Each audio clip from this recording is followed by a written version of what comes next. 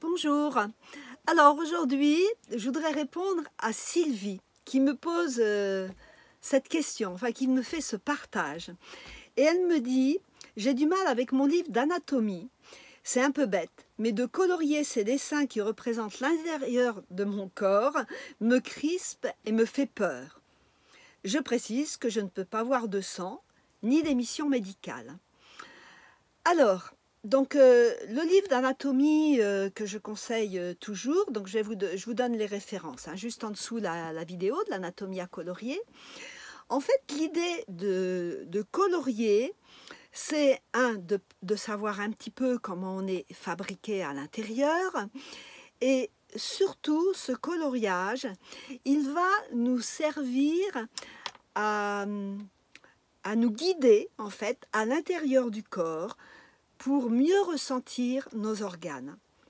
Hein, c'est-à-dire quand je colorie une partie de mon corps, par exemple si je colorie un doigt, hein, voilà, si je colorie le squelette d'un doigt, eh bien en même temps que mon crayon il est posé sur le papier, ma conscience en fait elle est en deux endroits différents. Hein, donc je colorie.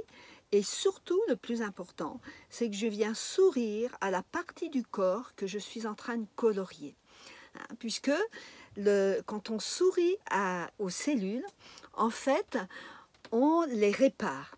Vous savez, il y a une partie de notre ADN qui a tendance à s'effriter au fil du temps, à ce qu'on appelle les télomères, si je ne me trompe pas. Et en fait, quand on sourit, dans nos cellules, au moment où elles sont en train de se multiplier, en fait, de se reproduire, eh bien, on répare l'ADN. Et c'est pour ça que le sourire intérieur, il est tellement important. Alors, maintenant, donc, par rapport à la question de Sylvie, peut-être pour les personnes qui sont comme ça un peu gênées pour faire le coloriage, parce que je pense que c'est pas la seule, j'ai déjà entendu cette remarque, peut-être commencer par des choses plus externes, par exemple colorier les yeux ou colorier le nez, colorier le corps globalement, ou peut-être colorier des choses qui sont très internes, comme le squelette par exemple, hein, ou colorier vous voyez, les mains, les pieds, des parties avec lesquelles on est plus à l'aise. Mais c'est un grand apprentissage de pouvoir sourire à toutes les cellules de notre corps. Cela fait tellement de bien, cela répare. Hein.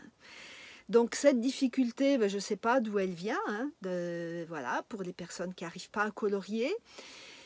C'est pas toujours conscient d'ailleurs. Il y a plein de personnes qui me disent « Oh, j'arrive pas à m'y mettre ».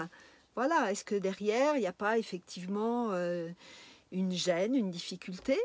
Alors là, ce que je pourrais vraiment conseiller à Sylvie, qui me dit « ça me crispe et ça me fait peur », la peur, c'est une émotion, n'est-ce pas?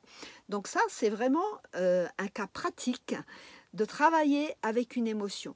C'est-à-dire, eh bien, Sylvie, tu prends ton crayon sur le livre d'anatomie à colorier, tu ressens la peur et là, tu fais le son des reins, tu fais le son des reins, tu fais le son des reins, jusqu'à ce que la peur soit transformée en douceur. Donc c'est intéressant d'aller chercher aussi nos émotions dans des actes comme ça qui paraissent entre guillemets anodins, hein, mais qui ne le sont pas, hein, pour certaines personnes.